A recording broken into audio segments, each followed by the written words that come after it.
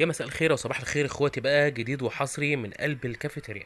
الوقت اتطلب مني واحد ايس اوريو، تعالوا كده ما نعمله مع بعض، واتطلب مني برضو واحد ايس شوكليت هنعمله برضو مع بعض. تعالوا اوريكم طريقه الايس اوريو بتتعمل ازاي في البيت.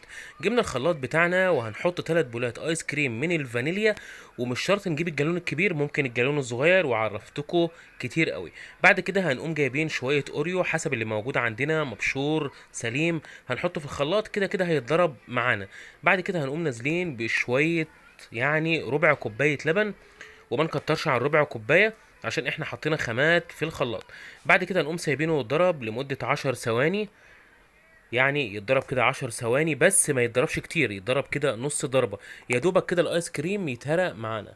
بعد كده هنقوم جايبين كوباية وهنجرنش كده فيها بشوية صوص شوكولاتة، وهنقوم نازلين بالايس اوريو زي ما انتم شايفين نازل تقيل اهو، وده القوام المظبوط للايس اوريو. يعني يعني المعيار اللي انا قلت لكم عليه هو ده اللي تشتغلوا بيه بالظبط علشان يطلع القوام بتاعه كده. بعد كده نقوم جايبين شويه اوريو كده مبشورين ونحطهم فوق الكوبايه، كده نجرنش كده من فوق الوش، ونقوم نازلين بشويه صوص شوكولاته.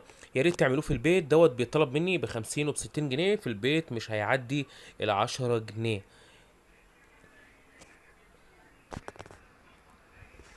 حاجه كده عظمه قوي يعني، يا ريت الكل يشربه في البيت.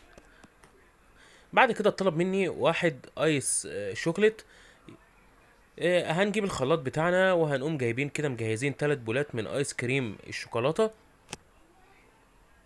هنحط 3 بولات ايس كريم شوكولاته. وبرضو ده بيتباع منه الجالون الصغير اللي هو نص كيلو، ده بيتباع متاح يعني في اي سوبر ماركت او هايبر، يعني كبير وماهوش غالي يعني. وهننزل بشويه صوص شوكولاته في معيار معلقتين كده صوص شوكولاته من المعالق اللي عندنا موجوده في البيت، وهنقوم نازلين بربع كوبايه لبن، وما نكترش عن ربع كوبايه علشان الايس شوكولاته، يعني عشان الايس كريم اللي حاطينه والايس شوكولاته دوت بيعلي معانا او بيكتر معانا المنتج اللي احنا بنعمله. بعد كده هنقوم جايبين كوبايه وهنجرنش كده، هنزوقها كده بصوص الشوكولاته، لو موجود ماشي، مش موجود مش مشكله خالص. وهنقوم نازلين بقى بالايس شوكليت، وزي ما انتم شايفين هي دي التكه العظيمه اللي احنا بنحبها.